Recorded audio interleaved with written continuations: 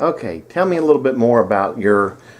Well, ask me some questions. Well, tell me a little bit more in regards to your days in the when you went over in war, right after World War II, how you got into it, and what you did over there. Well, I'm considered a World War II veteran because I joined the Army in December the 7th, 1946, and the war had not been declared over. So I'm a World War II vet. Uh, uh, I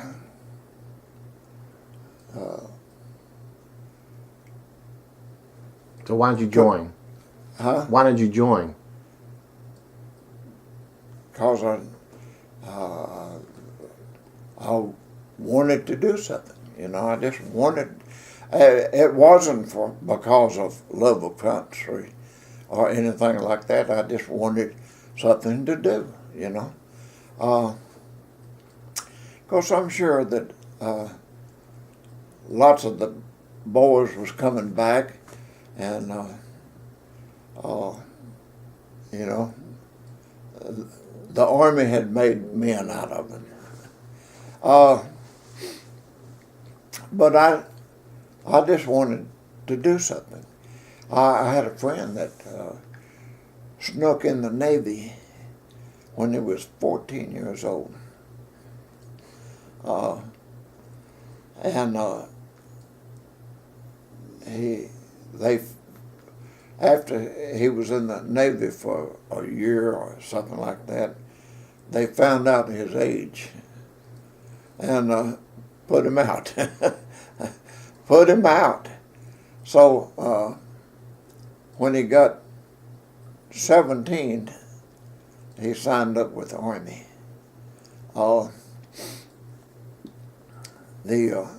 Now I had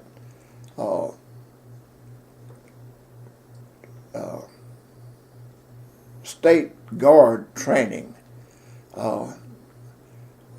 Sunday, there for a couple of years, we would come over to Birmingham and take training. You know, when my dad was Union, and they were teaching us how to fix bonnets and move a crowd with bonnets. And because they were looking at disorganizing unionism at that time. And especially the coal miners, when they had a strike on, they would take the National Guard and try to break it up, you know. And any other, or take the State Guard too, not just the National Guard, the State Guard. The National Guard would take care of the federal stuff. The State Guard would take care of the. So when they told us that we would be going up against Union men, I wanted out. I quit the Guard at that time. But when I went in the Army, well, with my training, I made squad leader quick, you know. I made a high IQ, probably accidentally, you know, because I just went through there and marked. I read it and marked what it sounded like, you know. And I did make a high IQ, high enough for also officers training school, but I was too young, you know. I just a boy.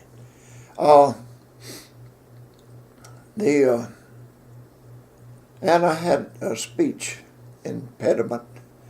I couldn't talk plain. Not until my wife in later years taught me how to pronounce my R So, when you say wolf and walkie woed, you can't be an officer and say and talk like that. But I enjoyed my stay in Germany. I really enjoyed being over in Germany and seeing things that I had never seen before. I remember asking my girlfriend, German girlfriend, I says, "Why did you let Hitler do this to you guys?" She looked at me, she says, "It war nicht Hitler. It war the party. The party was crunk." In other words, the party was sick. And if, as you read the history of how Nazism came into Germany, you can understand. Just something like the Muslims are doing now, the ISIS, they're intimidating the people that they move in to conquer. They intimidate. That's what the Nazi Party did to the German people. Although we know Hitler was a leader of the Nazi Party from way back there, and he got the Nazi Party to do lots of dirty work for him, so it was Hitler. Hitler was the moth. Yes, I enjoyed my stay in Germany. We went over there right after the fighting had stopped, but there was still a little resistance. I was in a raid in a DP camp, Polish DP camp. Now you say, well, Poland was conquered by Germany. Those people over there, the Russians and the Germans and the Polacks and all of those people over there had trouble with each other, and the Polish, the POWs, displaced persons, were aiming for power. So when we went in this cave in this mountainside, we found all different kinds of weapons that they had collected during the war and all things. So you can understand some of the stuff that we encountered because of all the conflict between the different sides over there.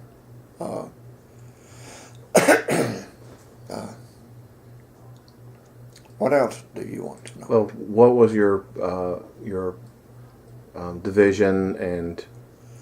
Oh, I was in 2nd Artillery. I was in 37 Constabulary. Constabulary was the police outfit, right after World War II. You also had the MPs that would keep us in line. I know you got a story about MPs and one of your officers when you got in trouble for something that he was doing. Well, no, I was driving a Jeep for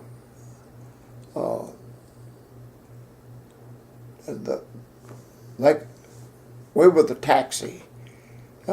We would drive the officers to their houses or or even down to a staff sergeant, you know. And I drove the Jeep to, we had soldiers that were wounded stationed all over Germany, you know, in hospitals. I was driving the payroll officer, and he was a second lieutenant that had went through the fighting, and he's rough. He was a rough cob.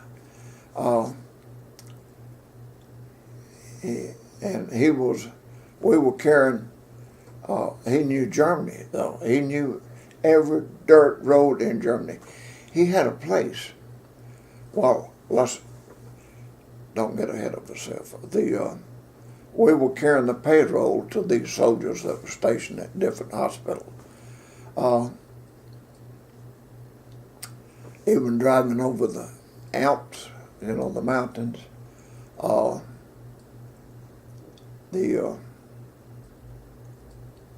One day we were coming back through a little crooked country road, and there was a German driving slow up ahead of us, and we couldn't get around him, you know. So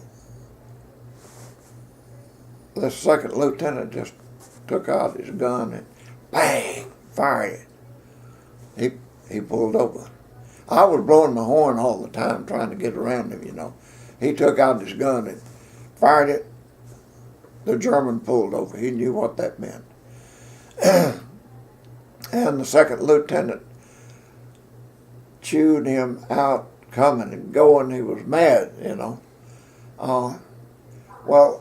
By that time, I had learned to speak enough German, and also when I was in school, I had a buddy that studied German, and we would speak German back and forth. So I started talking to this German in Germany, and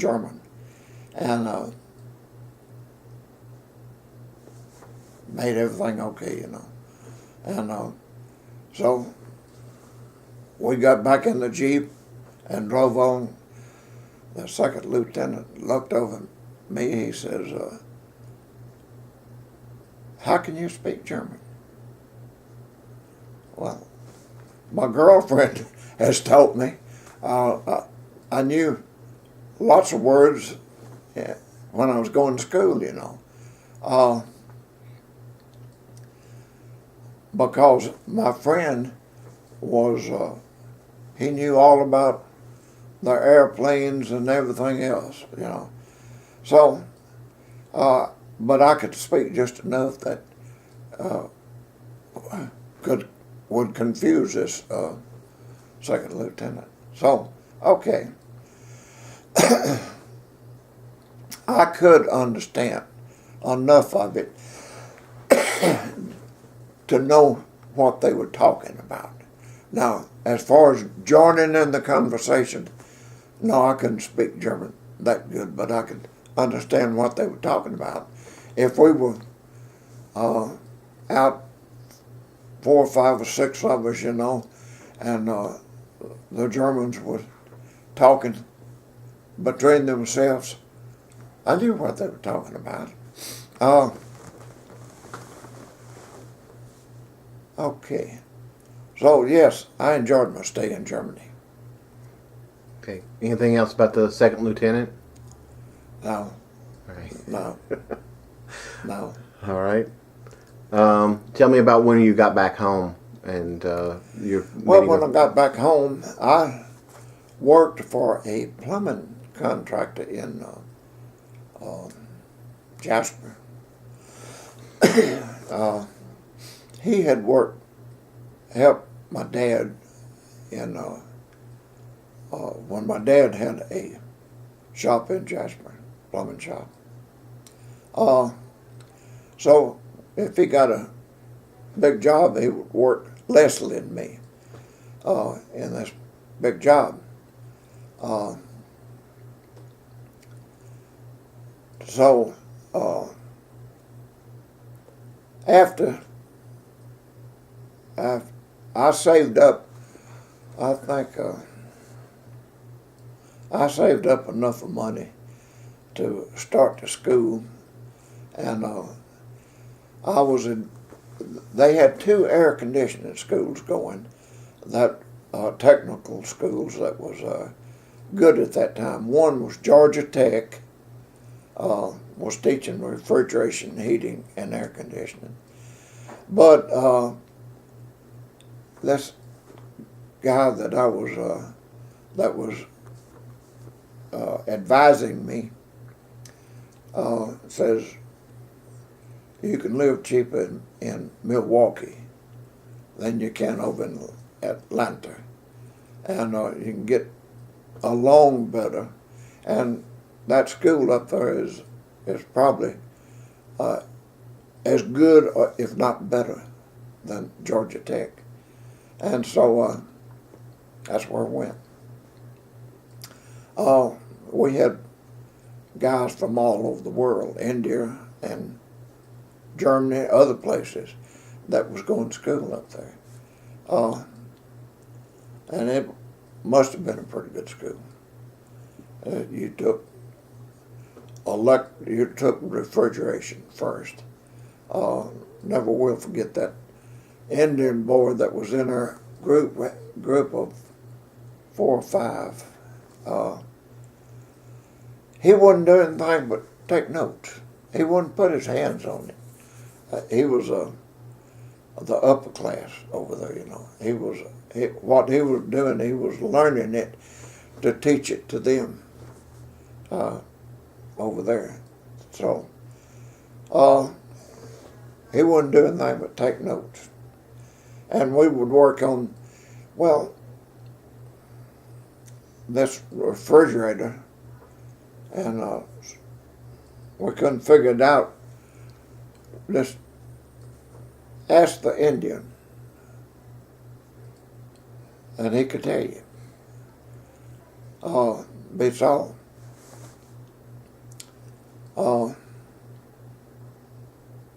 Like Gerald is with motors, you know. He can take it apart and put it back together just like it. Well, the Indian could too, and never put his hands on it. Okay, so I went to school up there for 9 months. But like I say, I found out I could go to work for $100 a week, which was big money back then, as a pipe fitter apprentice. And I quit school and went to work. Served 2 years apprenticeship, and turned out as a journeyman. Got married, 1950, and Lauren and I took off to Paducah, Kentucky. I found out they were putting people on. They were building that atomic energy job, and 2 steam houses, steam plants. Went to work for TVA, and like I say, we came back to Birmingham and bought that little travel trailer because we couldn't find a place up there. I might have already been through that, but couldn't find a place to stay up there, so we come back to Birmingham, spent every bit that we had to buy the travel trailer and get back up there to Paducah, Kentucky. 2 weeks before I went out to work, TVA holds back 2 weeks. So it was 6 weeks before I drew any money. We counted, before we would call home and get somebody to send us some money up there. we counted the pennies up. We had 57 cents. And that's when Lauren went down and bought 57 cents worth of potatoes. And that's what we ate for about 3 days.